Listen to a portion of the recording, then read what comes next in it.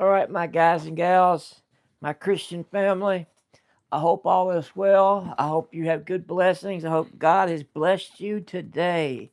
I know He's blessed you with life today if you're up watching. If you said your prayers, if you prayed at least once today, you need to pray at least twice a day minimum. I pray all the time. You don't have to be formal about your prayer. But I have to get on early tonight, and I'm going to kind of speed through. I'm going to try to watch The Passion of the Christ. I haven't seen that in a long time, many years. So I believe probably going to be a crybaby. Um, Most likely I'm going to cry when I see my Messiah, thinking of the image of him being beat. But anyway, we're on day 5 of our 365-day challenge. We're just edging right along. Day 5. Let's get to day 5. Sorry, I'm rushing to be quick, but the day's got away from me. All right, day 5. We're going to be Genesis 9:18.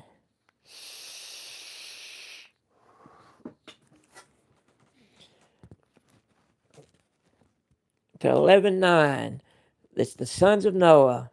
The sons of Noah who came out of the ark were Shem, Ham, and Japheth. Ham was the father of Canaan.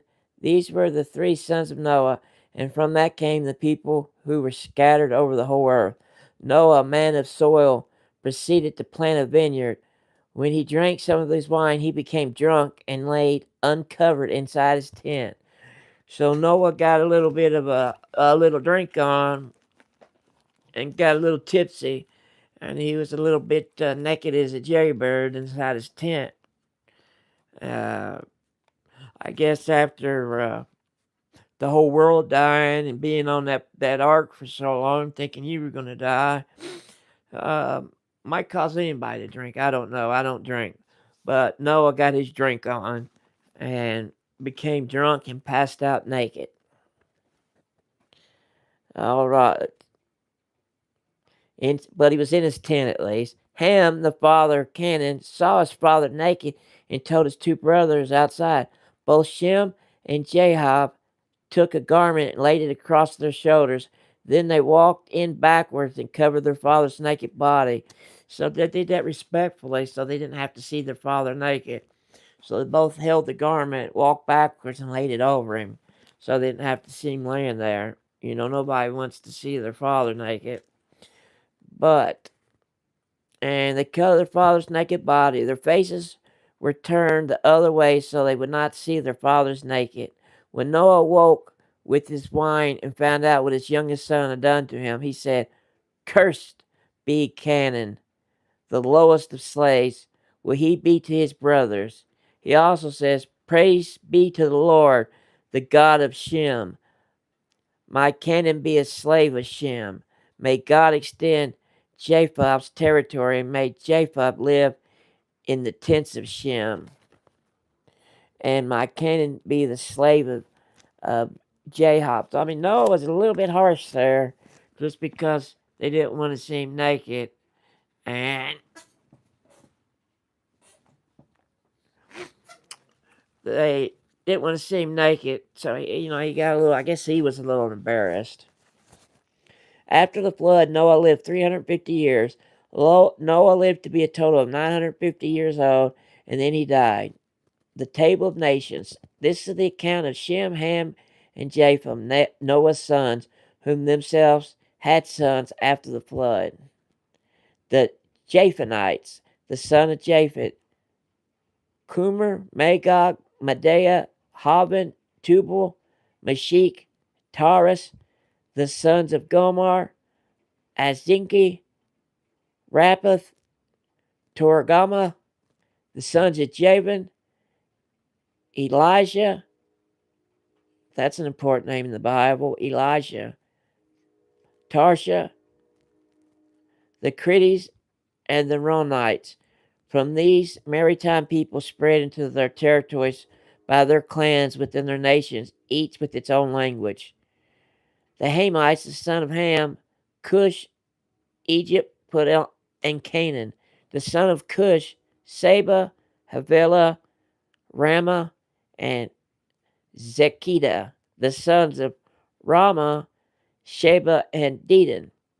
Cush was the father of Nimrod, who became a mighty warrior on the earth. He was a mighty hunter before the Lord. That is why it is said, like Nimrod, a mighty hunter before the Lord. The first centers of the kingdom were Babylon. Uruk, oh, we know about how Babylon fell. I'm sorry, I hate them. I ruin the stories. But Eucrit, Akkad, and Canaan, and Shinar from that land went to Assyria, where he built Neviah, Roboth, Colin, and Racine, which is between Nibon and Calah, which is the great city. Egypt was the farthest of the Ludites, Anamites, Levites, Nethites, Patharites, Kosharites. From the Philistines came Caprites. Canaan was the father of Sidon, his firstborn, and of the Henites, Jebusite, Amorites, Girgashites, Havonites, Akiri, Sinites, Everidite, Ceramites, and Hamathites. I know I butchered every single one of those names. Please overlook, forgive me, because I could not. Them Arabic names, I butchered them all. I'm sorry. Later, the Canaanites clan scattered. The borders of Canaan reached from Sidon towards Gerar as far as Gaza and then towards Sodom. Oop. So you know what happened with Sodom? Well, I'm not going to tell you though. Gomorrah, Admon, and Sepha as far as Lasha. There are the sons of Ham, by their clans and language, and their territories and nations. The Semites' sons were also born to Shem, whose older brother was Japheth. Shem was the ancestor of all the sons of Eber, the sons of Shem: Elam, Ashur, Arphaxad, Lud, and Aram. The son of Aram is Uz, Hul, Gether, Mashik. Arphaxad was the father of Shelah, and Shelah the father of Eber. Two sons were born to Eber. One was named Peleg because his time on earth was divided. His brother was named Joktan. Joktan was the father of Almadad, Sheleph, Hazarmah, Jerah, Herida, Uzal, Declan, Obal, Abil, Sheba, Havida, Jabob, and all these were sons of Joktan. The region where they lived stretched from Mesha towards Sephar in the eastern hill country. There are the sons of Shem by their clan and language and their territory and nations. These are the clans of Noah, sons according to their lines of descent within the nations. From these, the nations spread out over the earth after the flood. Now the whole world had one language. See, I think I'm skipping ahead, but I'm just going to go ahead and say the whole world, when Noah came, they had one language. Well, they all got the bright idea they were going to build this big tower of the biggest building in the world, and they were going to just climb it up to heaven to find God. I don't know what, not thinking, back then they didn't have steel and concrete. So I don't know how they plan on building this big spiral staircase to heaven. And God saw that, and what God did is He made all of their tongues different. so they could communicate. He made their language different, so now they can't even talk with each other. No communication. So God um, divided. That's why there's different languages. I think I might have ruined the story in this reading, but we'll continue. Now the whole world had one language and a common speech. As people moved eastward, they found a, a plain in Shinar and settled there. They said to each other, "Come, let's make bricks and bake them thoroughly." They used brick instead of stone and tar for mortar. Then they said, "Come, let us build ourselves a city with the tower that reaches to the heavens." I'm sorry. We just read it and I just gave it up. I gotta stop doing that. Uh, so, come, let us build ourselves a city, a tower that reaches to the heavens, so that we make a name for ourselves, and otherwise we'll be scattered over the face of the whole earth. But the Lord came down to see the city and the tower the people were building. The Lord said, "If as one people speaking the same language they have begun to do this, then nothing they plan to do is impossible for them. Come, let us go down and confuse their language, so they will not understand each other." So the Lord scattered them from they're all over the earth, and they stopped building the city. That is why it was called Babel, because the Lord confused the language of the whole world. From there, the Lord scattered them over the face of the earth. I'm sorry, I ruined the stories, but we'll continue. Now we're in Matthew. Jesus heals the sick. Jesus went throughout Galilee, teaching in their synagogues, proclaiming that God knew of the kingdom, and healing over disease and sickness among the people.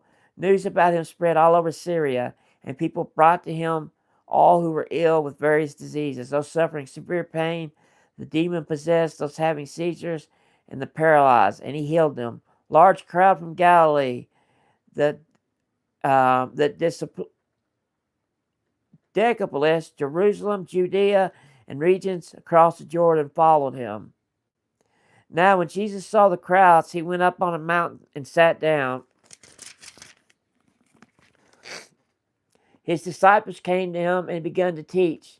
He said, "Blessed are the poor in spirit, for there is the kingdom of heaven. Blessed are those who mourn, for they will be comforted. Blessed are those meek, for they will inherit the earth. Blessed are those who are hungry and thirst for righteousness, for they will be filled. Blessed are the merciful, for they will be shown mercy. Blessed are the pure in heart, for they will see God. Blessed are the peacemakers, for they will be called children of God. Blessed are those who are persecuted because of the righteousness, for there is the kingdom of heaven. Blessed are you when the people insult you, persecute you, and falsely say all kinds of evil against you because of me. Rejoice and be glad, because great is your reward in heaven. For in the same way they persecute the prophets who were before you." So blessed to everyone. You are the salt of the earth, but if the salt loses its saltiness, you can make it salty again. It is no longer good for anything except to be thrown out or trampled underfoot. You are the light of the world. A town built on a hill cannot be hidden. Neither do people light a lamp and put it under a bowl. Instead, they put it on its stand, and it gives light to everyone in the house.